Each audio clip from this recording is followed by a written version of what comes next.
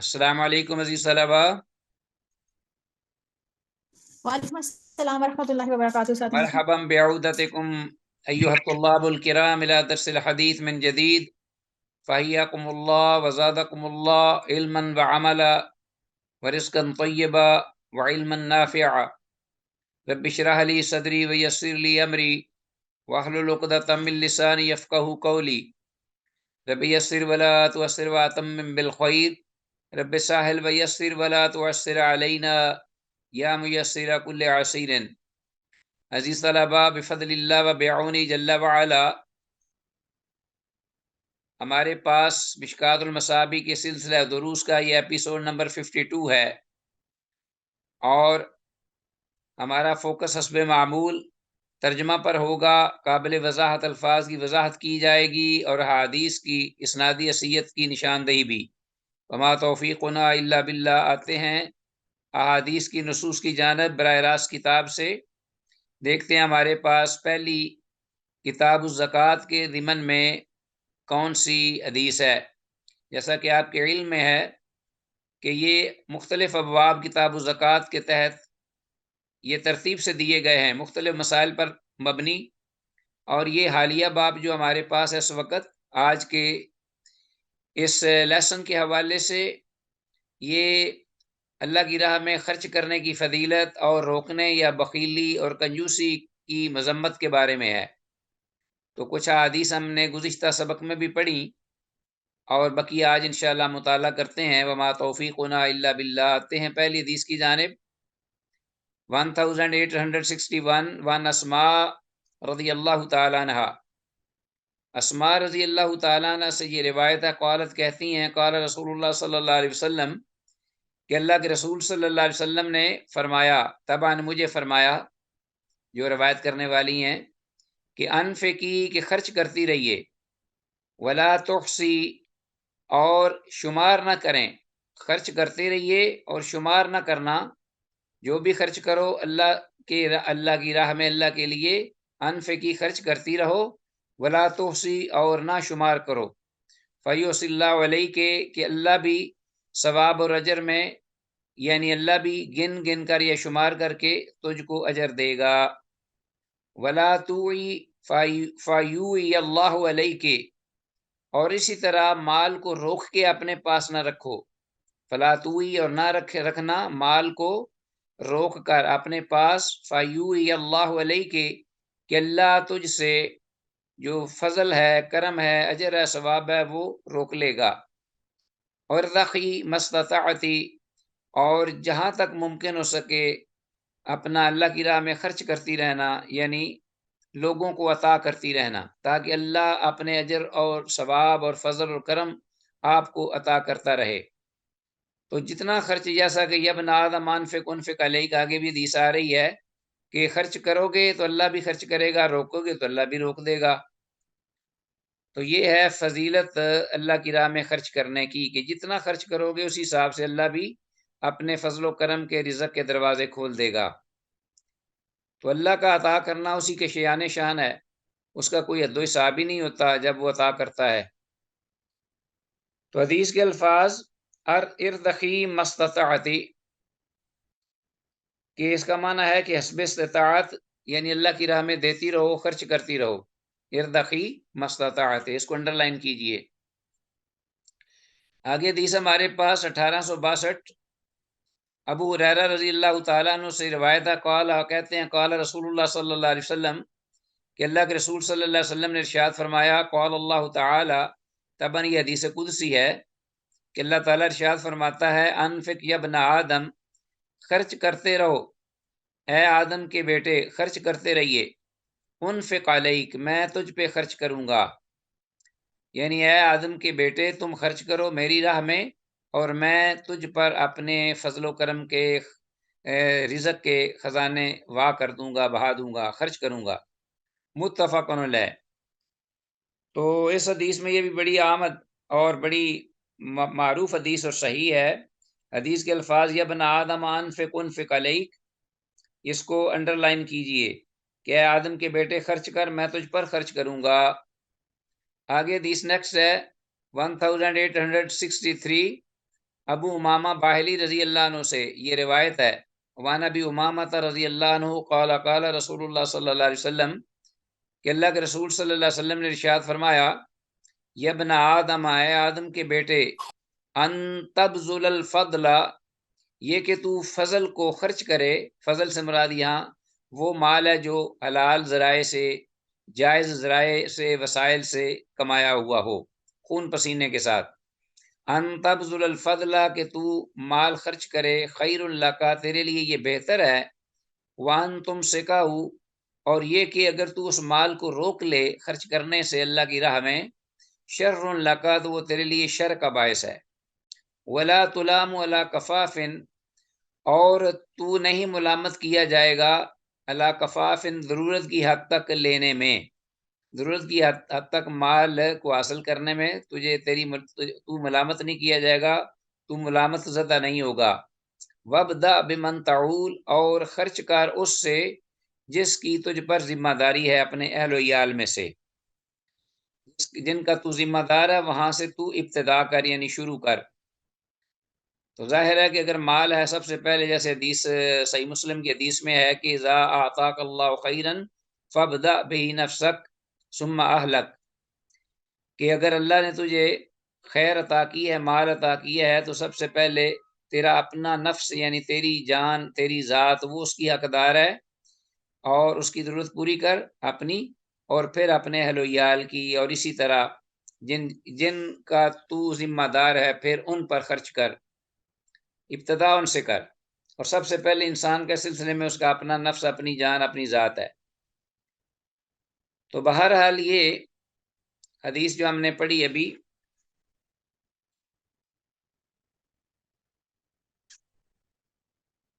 یہ حدیث ہے حدیث نمبر 1863۔ تو بظاہر یہ حدیث قدسی ہے، ہاں، اور یہ بھی احتمال ہے کہ رحمت عالم صلی اللہ علیہ وسلم نے اس طرح فرمایا ہو۔ یہ 1863 حدیث ہم نے پڑھی ہے ابھی، کیا ابن آدم ابو امامہ باہلی رضی اللہ عنہ کی، دیکھو نا الفاظ کیسے ہیں، کہ یبن آدم قال رسول اللہ صلی اللہ علیہ وسلم، اللہ کے رسول صلی اللہ علیہ وسلم نے فرمایا، لیکن اللہ کے رسول صلی اللہ علیہ وسلم نے فرماتے ہوئے اللہ تعالیٰ، قال اللہ تعالیٰ اور یقول اللہ عز و جل کے الفاظ نہیں آئے، تو بظاہر یبن آدم، جس طرح اوپر حدیث آئی ہے یبن آدم انفق انفق علیک، جس طرح حدیث قدسی یہ معلوم ہوتی ہے، اسی طرح یہ حدیث بھی لگتا ہے کہ حدیث قدسی ہے، لیکن اس میں الفاظ یہ نہیں ہیں جو کہ حدیث قدسی کی نشاندہی کرتے ہوں، بظاہر حدیث قدسی لگتی ہے، اور یہ بھی احتمال ہے کہ رحمت عالم صلی اللہ علیہ وسلم نے اسی طرح فرمایا ہو یا ابن آدم۔ اور حدیث کے الفاظ وابدأ بمن تعول کا ترجمہ ہے، اور اپنی زیر کفالت جو افراد ہیں ان پر پہلے خرچ کر جن پر تیری ذمہ داری ہے، یہ نہیں کہ ان کو چھوڑ کر دیگر لوگوں کی طرف تیری توجہ ہو اور وہ اپنے بیچارے گھر والے جو ہیں وہ بھوکے ہوں۔ آگے ہمارے پاس حدیث 1864، 1864، وعن ابی ہریرہ رضی اللہ تعالیٰ عنہ، ابو ہریرہ رضی اللہ عنہ سے یہ روایت ہے، قال، وہ کہتے ہیں، قال رسول اللہ صلی اللہ علیہ وسلم، کہ اللہ کے رسول صلی اللہ علیہ وسلم نے ارشاد فرمایا، مثل البخیل والمتصدق، بخیل یعنی کنجوس آدمی اور اللہ کی راہ میں خرچ کرنے والے کی مثال، یعنی دونوں اپوزٹ ہے نا، ایک بخیل ہے اور ایک سخی ہے، ایک خرچ کرتا ہے، صدقہ کرتا ہے، اور ایک جب روکتا ہے۔ تو بخیل اور خرچ کرنے والے کی مثال کمثل رجلین، ان دو آدمیوں کی مثال کی طرح ہے، علیہما جنتان من حدید، کہ جن دونوں پر دو زریں لوہے کی پوشاکیں جن پر ہوں، یعنی جنہیں لوہے کی پوشاکیں پہنا دی گئی ہوں، ٹھیک ہے جی، یا لوہے کی زیریں، جنت ان کا من اصل زیرہ ہوتا ہے، من حدید، لوہے کی، جو کہ جنگی لباس ہوتا ہے اور دشمن سے حفاظت کے طور پر پہنا جاتا ہے۔ تو ایسے شخص، ان دونوں آدمیوں کی مثال ایسے دو آدمیوں کی مثال کی طرح ہے کہ جن کو دو زریں لوہے کی پہنا دی گئی ہوں، قد اضطرت ایدیہما الی صدیہما وتراقیہما، کہ جن کے دونوں ہاتھوں کو یعنی مجبور کر دیا گیا ہو لپیٹنے پر اپنے سینے پر، یعنی جب زیریں آ جاتی ہیں پہنا دی جاتی ہیں تو ظاہر ہے کہ ہاتھ جو ہے وہ نیچے جو ہے ان کے سینے پر یا ہنسلی تک وہ پھنس جاتے ہیں، باہر نہیں نکلتے۔ تو قدس ترہ تعیدی ماں کہ ان دونوں کے ہاتھ جو ہیں وہ کیا کر دیے، باندھ دیے جائیں، الا صدیہما ان کے سینے، ان دونوں کے سینے پر، قدس ترہ قیدیہما الا صدیہما و تراکیہما کہ تحقیق باندھ دیے جائیں ان دونوں کے ہاتھ ان کے سینے پر، و تراکیہما اور ان کی گردنوں پر، یعنی ان کی گردنوں اور یعنی ہنسلی جو ہیں گلے، ان کے سینوں پر ان کے ہاتھ جو ہیں وہ بندھے ہوئے ہوں۔ ظاہر ہے جب لوہے کی تنگ جب ان پر قمیص ہوگی، زرہ ہوگی، تو ان کے ہاتھ جو ہیں وہ اندر بندھ جائیں گے، سینوں پر اور اپنا گردن پر، ہنسلی پر۔ فجعل المتصدق کل ما تصدق بصدقۃ، تو جو صدقہ کرنے والا ہے وہ شروع ہوتا ہے جب بھی وہ صدقہ کرتا ہے، تصدق بصدقۃ انبسطت عنہ، تو اس کا جو ہاتھ ہے وہ، یا انبسطت عنہ جو قمیص ہے وہ کشادہ ہو جاتی ہے۔ کل ما تصدق بصدقۃ، تو جب بھی صدقہ کرنے والا صدقہ کرنے لگتا ہے تو انبسطت عنہ، تو اس کی قمیص یا اس کی زرہ اس سے کھل جاتی ہے، یعنی کشادہ ہو جاتی ہے۔ وجعل البخیل کل ما ہم بصدقۃ، اور بخیل کنجوس جو آدمی جب بھی وہ ارادہ کرتا ہے صدقہ دینے کا، یعنی یہ بھی دیتا نہیں لیکن ارادہ کر رہا ہوتا ہے، نیت کھوٹی ہوتی ہے، اس کی نیت صاف نہیں ہوتی، تو کالا ست، تو اس کی زرہ اور تنگ ہو جاتی ہے، اس پر اور کھینچ دی جاتی ہے، کھینچی جاتی ہے، تنگ ہو جاتی ہے، سمٹ جاتی ہے۔ واخذت کلو حلقۃ بمکانہا، اور اخذت کلو حلقہ، حلقہ جو ہے یہ ہر لوہے کی کڑی جو ہے اس پوشاک میں، زرہ میں، وہ اپنی جگہ لے لیتی ہے، یعنی وہ اپنی جگہ پر آ جاتی ہے۔ تو یہ ہے معاملہ، سینے کا کشادہ ہونا اور سینے کا تنگ ہونا بھی اس طرف اشارہ کرتا ہے، جو لوگ بخیل ہیں اور جو لوگ متصدق اللہ کی راہ میں صدقہ کرنے والے ہیں۔ تو گویا کہ اللہ اکبر، جو خرچ کرنے والا ہے اس کا اور اللہ سینہ جو ہے کشادہ کرتا چلا جاتا ہے، اور بھی زیادہ پہلے سے بڑھ کر وہ خرچ کرنا شروع کر دیتا ہے، جبکہ بخیل کنجوس جو ہے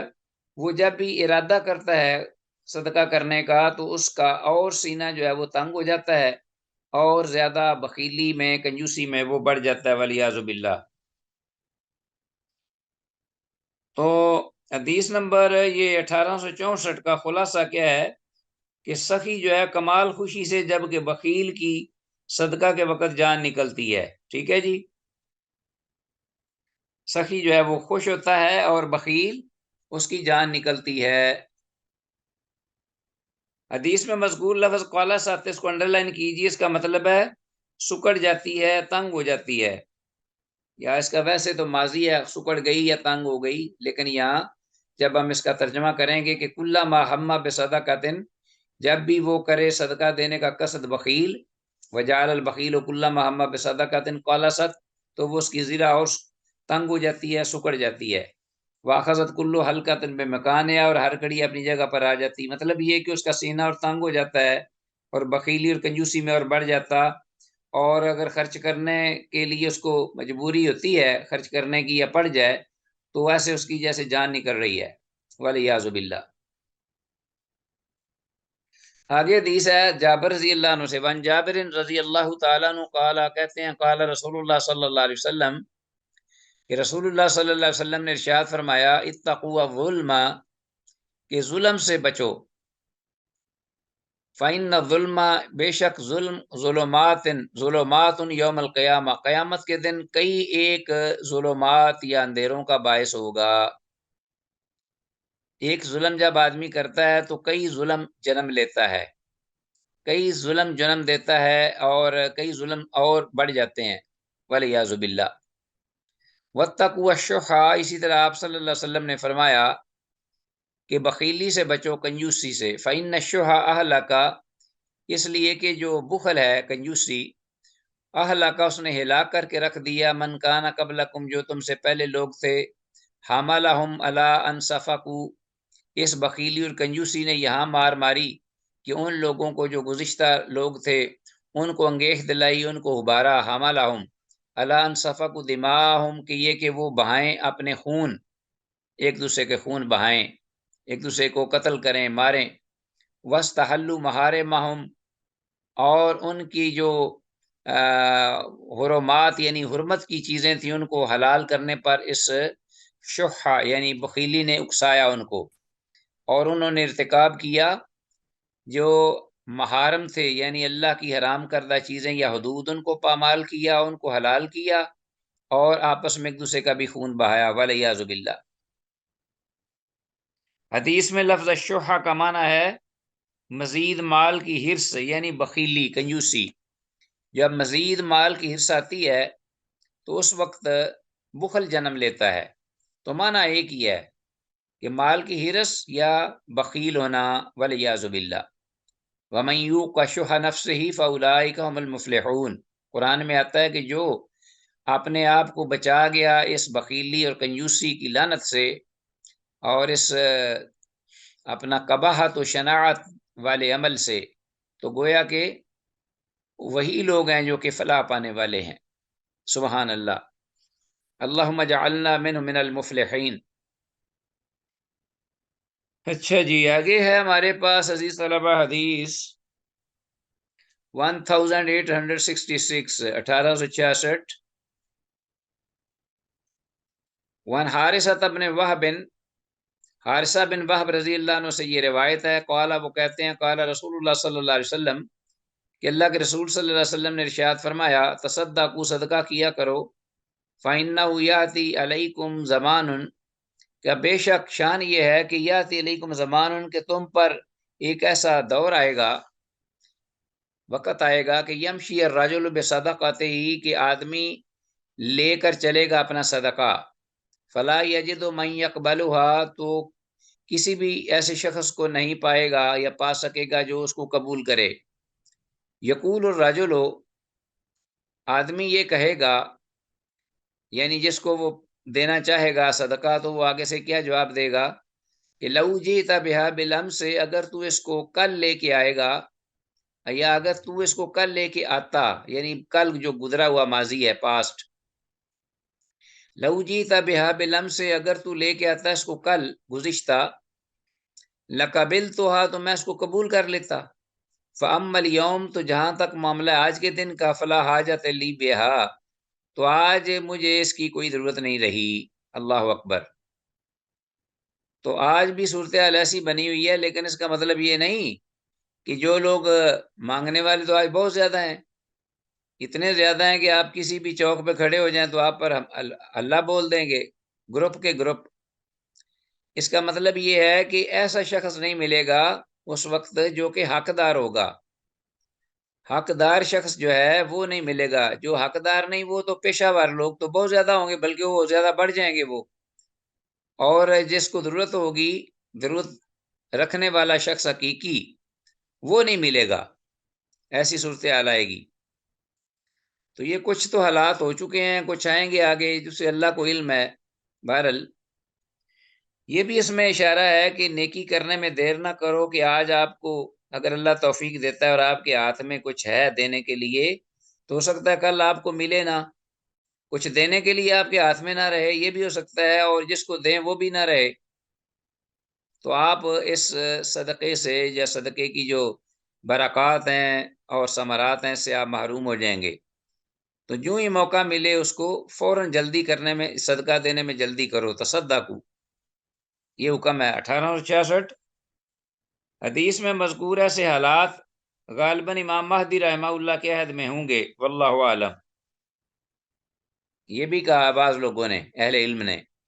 امام مہدی جب آئیں گے قرب قیامت اس وقت اللہ تعالیٰ اتنی خوشحالی لے آئے گا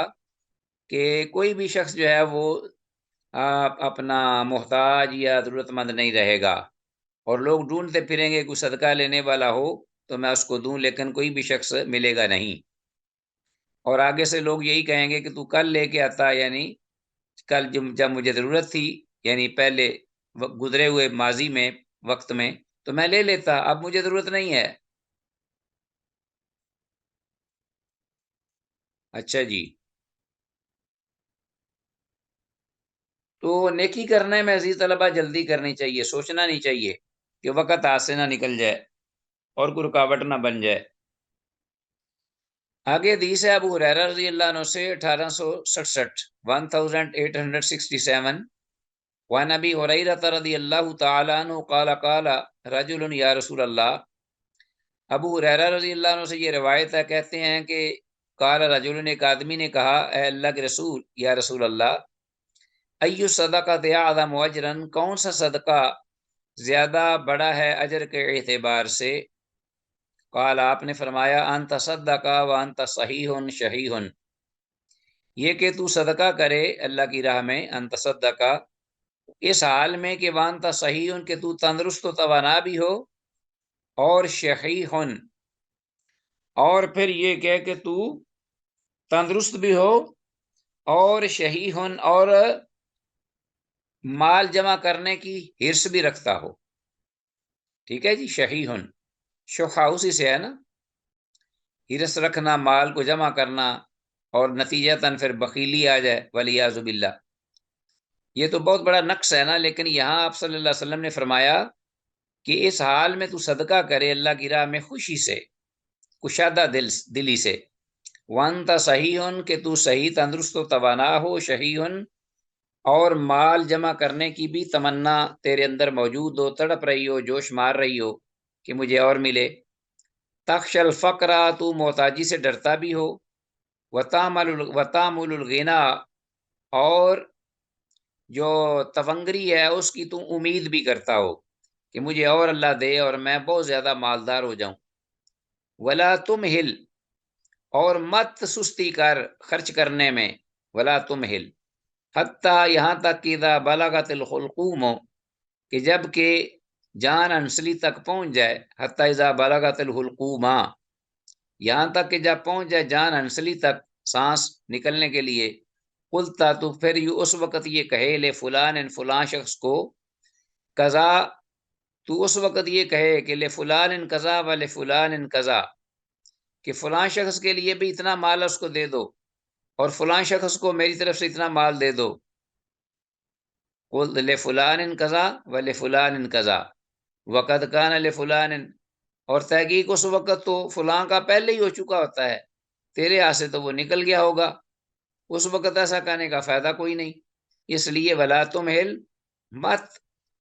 سستی کر، حتیٰ بلغت الحلقوم، جب ہنسلی تک جان پہنچ جائے تو اس وقت تو یہ کہنا شروع کر دے کہ اب میرے ہاتھ میں تو شے کوئی نہیں رہی، اب فلاں کو اتنا دے دو، فلاں کو اتنا دے دو،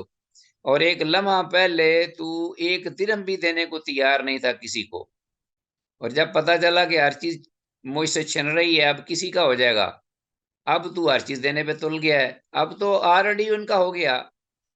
تو نہ بھی کہے گا تو تجھ سے ہر چیز تیرے ہاتھ سے نکل کے ختم ہو جائے گی، اور وہ تجھے منو مٹی اپنے ہاتھ سے منو مٹی کے نیچے دبا کر آ جائیں گے۔ اللہ اکبر۔ حدیث میں مذکور الفاظ وانت صحیح شحیح،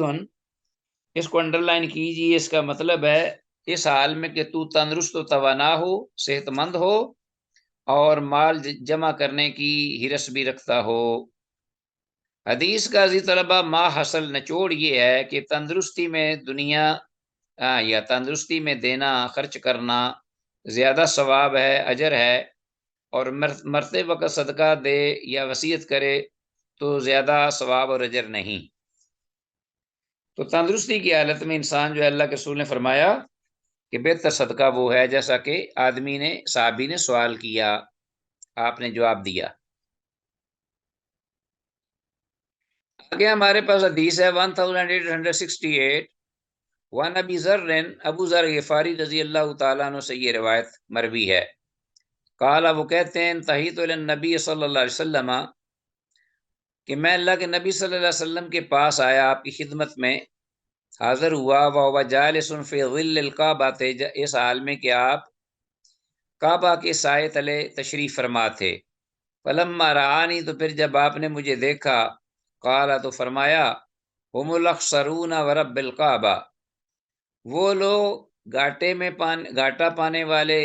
خسارے میں جانے والے ہیں رب کعبہ کی قسم، کعبہ کے رب کی قسم۔ فقل تو میں نے کہا فدا کا بھی و امی من ہم، میں نے کہا فقل تو فدا کا بھی و امی، میرے باپ ماں باپ آپ پر قربان، فدا، اے اللہ کے رسول، من ہم، کون جو کہ خسارے والے، کون ہے خسارے میں، ہاں جی، کون ہے نقصان اٹھانے والے؟ قال، آپ نے فرمایا ہم الاکثرون اموالا، وہ لوگ جو کہ مال کے اعتبار سے بہت زیادہ ہیں، یعنی مال ان کے پاس بہت زیادہ ہے، مالدار ہیں، بہت زیادہ مال والے ہیں۔ ہم الاکثرون اموالا الا من قال، مگر یہ کہ وہ ان میں سے جو یہ کہے ہا کذا وہا کذا، یہ مگر جو یہ کہے ان میں سے کہ ہا کذا کالا، ہا کذا اس طرف، وہا کذا اور اس طرف، وہا کذا من بین یدیہ اور اس طرف اپنے آگے سے بھی، ومن خلفہ اور اپنے پیچھے سے بھی، وان یمینہ اور اپنی دائیں جانب سے بھی، وان شمالی اور اپنی بائیں جانب سے بھی، وقلیل ما ہم اور ایسے لوگ بہت ہی کم ہیں۔ کیا مطلب؟ اس عبارت کا آپ سمجھ گئے ہوں گے کہ یہ وہ جو کہ خرچ کرنے میں وہ دیکھتے نہیں، سمت نہیں دیکھتے، اور خرچ کرتے چلے جاتے ہیں جب بھی انہیں کوئی آدمی ملتا ہے کسی بھی طرف سے، اور جب بھی موقع ملتا ہے انہیں تو وہ خرچ کرتے ہیں۔ تو ابو ذر غفاری رضی اللہ عنہ نے مسکینی کو غنا پر اختیار کیا تھا، وہ بہت زیادہ اپنا درویش قسم کے تھے ابو ذر غفاری رضی اللہ عنہ، اور رسول مکرم صلی اللہ علیہ وسلم نے ان کی تسلی کے لیے حدیث بیان فرمائی تھی جس میں مسکینی کی فضیلت پر اشارہ ہے۔ ٹھیک ہو گیا جی؟ تو آپ صلی اللہ علیہ وسلم صحابی اپنے کے مزاج کے مطابق ان کے ساتھ اپنا رویہ بھی رکھتے اور ان کے ساتھ برتاؤ بھی فرماتے اسی طرح کا ان کا مزاج دیکھ کر۔ تو ابو ذر غفاری رضی اللہ عنہ بہت ہی زیادہ اس بارے میں دنیا سے دور بھاگنے والے اور مسکینی اور درویشی اختیار کرنے والے تھے، تو اس لیے آپ صلی اللہ علیہ وسلم نے ان کو اور زیادہ تسلی اور اطمینان دلایا کہ اللہ کی قسم، رب کعبہ کی قسم، وہ لوگ نقصان اٹھانے والے ہیں۔ تو انہوں نے جب پوچھا تو آپ نے فرمایا کہ وہ جو کہ مال میں بہت زیادہ ہیں، سوائے اس کے کہ جو مالدار یہ برتاؤ کرے تقسیم کرنے میں اللہ کی راہ میں، ہر طرف جہاں کہیں بھی وہ جائے اس کا ہاتھ بلند ہو، اور سخاوت میں وہ ہر طرف وہ اپنا جو سخاوت کا معاملہ ہے مالی خرچ کرنے کا وہ جاری اور ساری رکھے، اور خرچ کرنے میں اپنے مال کے ختم ہونے کی پرواہ نہ کرے۔ اچھا جی، آگے ہمارے پاس اس باب میں الفصل الثانی، دوسری فصل۔ جی عزیز طلبہ، آتے ہیں اپنے درس کی جانب، بقیہ حدیث جو کتاب الزکوٰۃ کے سلسلے میں انفاق فی سبیل اللہ کی فضیلت اور بخیلی یا کنجوسی کی مذمت کے بارے میں حدیث آ رہی ہیں۔ دوسری فصل آئی ہے، اس میں پہلی حدیث 1869 ہمارے پاس حدیث ہے، ابو ہریرہ رضی اللہ تعالیٰ عنہ سے روایت یہ مروی ہے، قال، وہ کہتے ہیں قال رسول اللہ صلی اللہ علیہ وسلم، کہ اللہ کے رسول صلی اللہ علیہ وسلم نے ارشاد فرمایا، السخی قریب من اللہ، کہ سخی جو ہے وہ اللہ کے قریب ہے، قریب من الجنہ،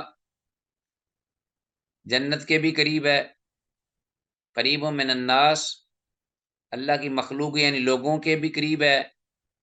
بعید من النار، جہنم سے دور ہے، والبخیل بعید من اللہ،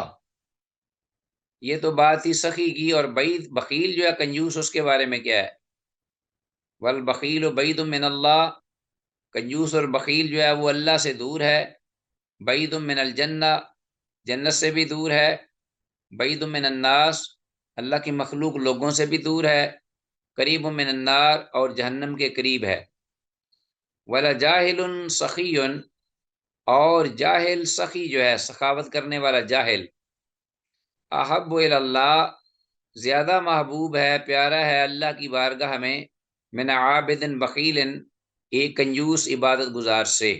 رواہ ترمذی سے امام ترمذی نے روایت کیا ہے۔ تو یہ حدیث جو ہے، یہ حدیث سند کے اعتبار سے ضعیف ہے، اس لیے کہ سعید بن محمد الوراق، سعید بن محمد الوراق جو ہے یہ ضعیف راوی ہے، جس کی وجہ سے سعید بن محمد الوراق ضعیف راوی کی وجہ سے یہ حدیث جو ہے یہ ضعیف ہے۔ باقی اس کا جو مفہوم ہے اس میں کوئی شک نہیں کہ جو لوگ اللہ کی راہ میں خرچ کرنے والے ہیں وہ سخی متصدق، وہ اللہ کے قریب ہیں، جنت کے بھی قریب ہیں، اللہ کی مخلوق بھی ان سے محبت کرتی ہے، وہ مخلوق کے بھی قریب رہتے ہیں، اور اللہ ان کو جہنم سے بچاتا ہے۔ اور اسی طرح جو بخیل ہے، کنجوس، وہ اس کے بالکل برعکس، اللہ سے وہ دور ہے، اللہ کی رحمت سے دور ہے، جنت سے بھی دور ہے، اور بعید من الناس لوگوں سے بھی، یعنی ایسے حالات وہ پیدا کرتا ہے کہ وہ اپنا جنت سے دور ہوتا جاتا ہے اور جہنم کے قریب ہوتا جاتا ہے، قریب من النار۔ تو بہرحال یہ بات آپ کے ذہن میں رہے کہ حدیث جو ہے یہ ضعیف ہے، صحت کے معیار کو نہیں پہنچتی، واللہ عالم۔ وعن ابی سعید الخدری رضی اللہ تعالیٰ عنہ، نیکسٹ حدیث حضرت ابو سعید خدری رضی اللہ عنہ سے یہ روایت ہے، قال، وہ کہتے ہیں، قال رسول اللہ صلی اللہ علیہ وسلم، کہ اللہ کے رسول صلی اللہ علیہ وسلم نے ارشاد فرمایا،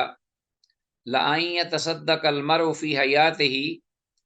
کہ آدمی صدقہ کرے اپنی زندگی میں، بِدِرْہَمٍ،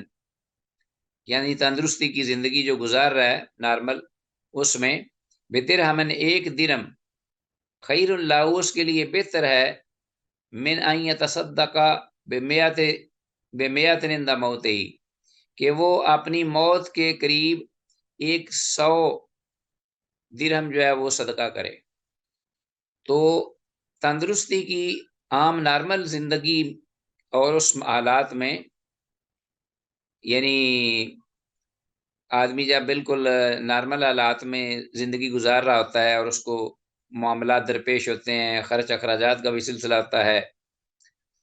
تو اس حالت میں اس کا ایک درہم اللہ کی راہ میں خرچ کرنا یہ اس کے لیے بہتر ہے ثواب اور اجر کے اعتبار سے، میں نہ یتصدق بمیات عند موت ہی، کہ وہ موت جب حاضر ہو تو اس وقت جب وہ مایوس ہو جائے زندگی سے اور اگلے آخرت کی طرف اس کی توجہ ہو،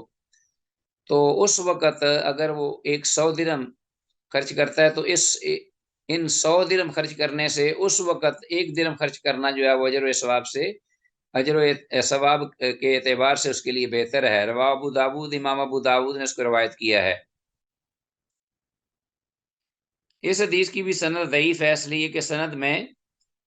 شرحبیل بن سعد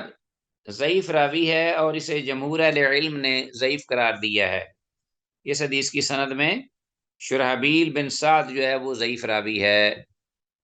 آگے آتے ہیں نیکسٹ حدیث کی جانب، اور اس میں بھی کوئی شک نہیں، اس حدیث میں جو مفہوم ہے یا موضوع جس بات کا تذکرہ ہے، اس میں کوئی شک نہیں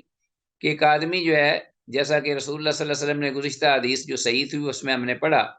جب ایک صحابی نے سوال کیا کہ کون سا صدقہ افضل ہے، تو آپ صلی اللہ علیہ وسلم نے فرمایا کہ تو اس وقت جب کہ تندرست ہو اور توانا ہو اور ضرورت بھی ہو تجھے اور مال جمع کرنے کی رس بھی ہو، تو اس حالت میں تو جو خرچ کرتا ہے وہ افضل صدقہ ہے۔ تو اس اعتبار سے اگر ہم دیکھیں تو عام نارمل حالات میں جو آدمی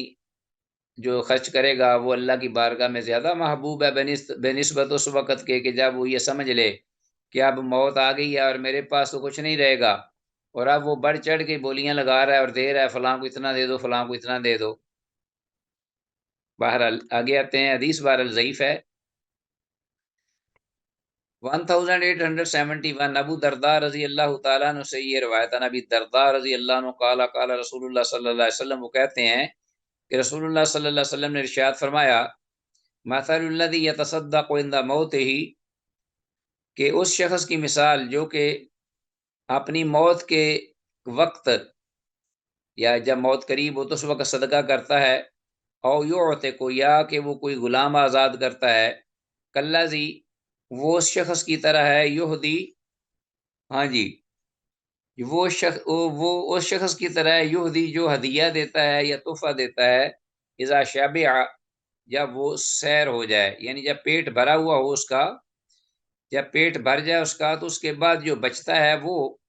ہدیہ کر دیتا ہے کہ جو مجھے تو ضرورت نہیں رہی، میرا پیٹ بھر گیا ہے، اب میں اس کو دوسرے شخص کو دے دوں،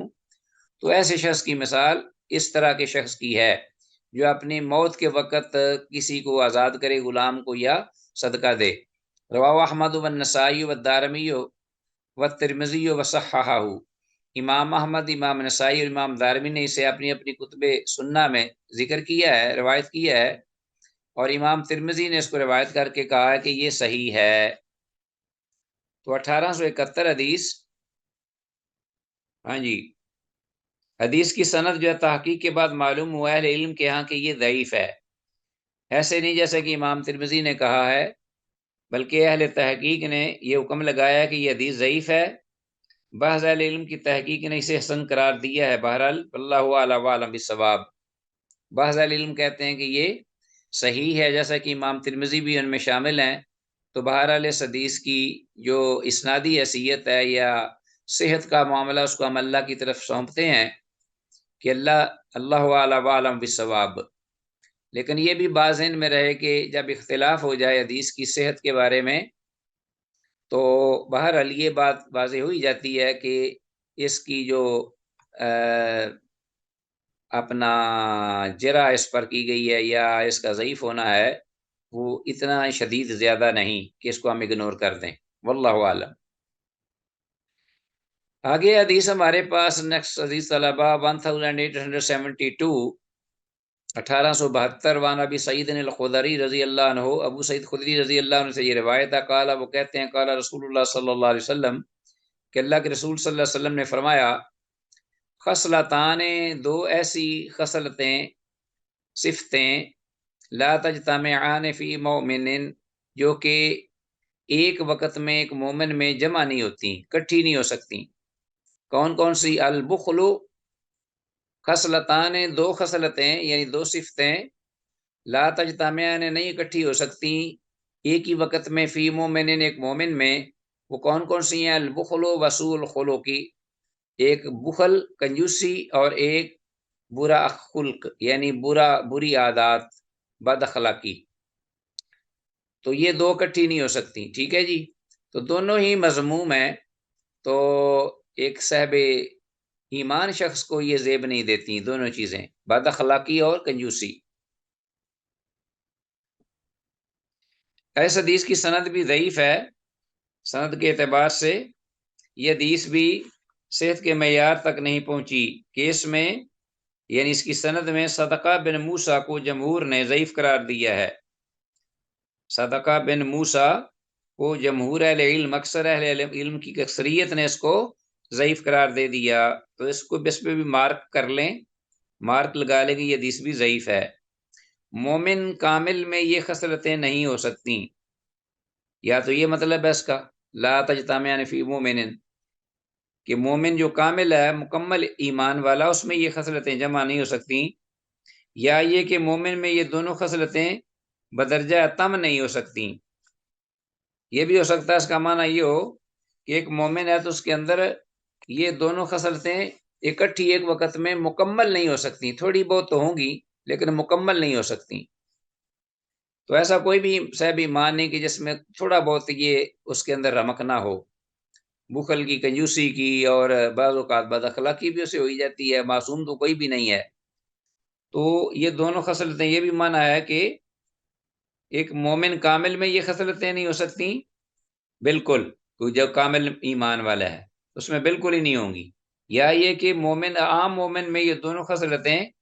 تھوڑی بہت ہوں گی، بدرجہ تام یعنی مکمل نہیں ہوتی۔ واللہ اعلم وعلم بالصواب، بہرحال سند کے اعتبار سے حدیث جو ہے یہ صحیح نہیں ہے۔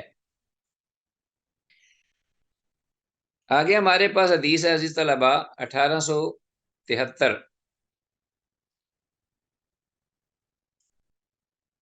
وان ابی بکر نے صدیق رضی اللہ عنہ، ابو بکر صدیق رضی اللہ عنہ سے یہ روایت مروی ہے، قال وہ کہتے ہیں قال رسول اللہ صلی اللہ علیہ وسلم کہ اللہ کے رسول صلی اللہ علیہ وسلم نے ارشاد فرمایا لا يدخل الجنت خب ولا بخیل ولا منان، لا يدخل الجنت او لا يدخل الجنت، نہیں جنت میں داخل ہوتا یا ہوگا خب، مفسد آدمی، بگاڑ پیدا کرنے والا، فسادی، خب، ولا بخیل اور نہ کنجوس آدمی بخیل، ولا منان اور نہ احسان کر کے احسان جتلانے والا، ولیعذ باللہ۔ یہ تین جو ایسے اوصاف ہیں نیگیٹو، ایک صاحب ایمان کے لیے جنت میں جانے سے رکاوٹ ہوں گے۔ 1873 یہ حدیث ہے، حدیث جو ہے یہ ضعیف ہے، سند کے اعتبار سے یہ حدیث بھی ضعیف ہے کہ صدقہ بن موسیٰ اور اس کے علاوہ دیگر راوی بھی اس کے اندر ہیں جو ضعیف ہیں، تو لہٰذا یہ حدیث بھی صحت کے معیار کو نہیں پہنچ پاتی۔ باقی یہ معذور ہے کہ یہ اس کے اندر جو ذکر ہوا ہے جن چیزوں کا، وہ واقعی اہل ایمان کو زیب نہیں دیتی، ان کے شیان شان نہیں، اور جنت میں رکاوٹ بن سکتی ہیں، والعیاذ باللہ۔ حدیث میں لفظ خبن جو اس کو انڈر لائن کیجیے، اس کا مطلب ہے مکار، فسادی، لڑنے والا، جھگڑنے والا، مفسد قسم کا، خرابیاں کرنے والا، سارے معنی اس میں آ جاتے ہیں خبن، مکار، فسادی اور لڑائیاں وغیرہ کرنے والا یا لڑنے والا بہت زیادہ لوگوں کے ساتھ، والعیاذ باللہ۔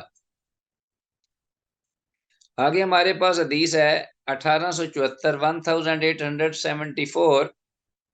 وعن ابی ہریرہ رضی اللہ تعالیٰ عنہ،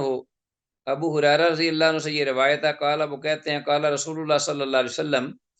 کہ اللہ کے رسول صلی اللہ علیہ وسلم نے ارشاد فرمایا شر ما فی الرجل شح ہالع وجبن خالع، شر ما فی الرجل، بہت زیادہ شر کا باعث ایک آدمی میں کیا چیز ہے؟ شح ہالع، انتہا درجے کی بخیلی، کنجوسی، مال جمع کرنے کی حرص، شح حالع، بہت زیادہ انتہا درجے کی، حالع، وجبن خالع، اور اسی طرح انتہا درجے کی جو ہے بزدلی، جبن خالع، حد درجے کی بزدلی اور انتہا درجے کی بخیلی، یہ انسان کے لیے بہت زیادہ شر کا باعث ہیں، بری خصلتیں ہیں۔ رواه ابو داود، ہاں جی، اسے امام ابو داود نے روایت کیا ہے حدیث کو، 1874 حدیث، نا 1800، جی۔ تو حدیث میں الفاظ حدیث عزیز طلبہ جبن خالع، اس کو انڈر لائن کیجیے، اس کا مطلب ہے انتہائی زیادہ بزدلانہ طبیعت کا ہونا، مزاج کا ہونا، بزدل، جبن خالع۔ اور اسی طرح جو صاحب مشکات المصابیح ہیں، آخر میں اس حدیث کے ذکر کرنے کے بعد یہ کہتے ہیں وَسَنَذْكُرُ حدیث ابی ہریرہ، اور ہم ان قریب حضرت ابو ہریرہ رضی اللہ عنہ کی اس حدیث کو ذکر کریں گے۔